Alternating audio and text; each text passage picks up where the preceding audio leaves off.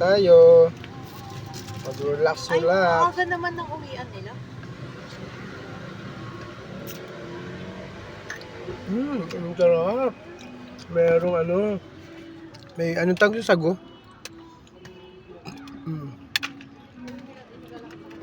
Kakaw ng isang ate na yun. Uy, mas mahal nga yan sa'yo. Ate CJ. Pero kung sa ate Gian, oh. Wala yan sila pasalubong.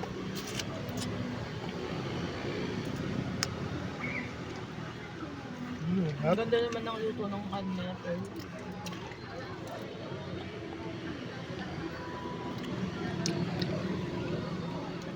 Ano ba ito? Milk toast ano? ano? Puff. Sarap.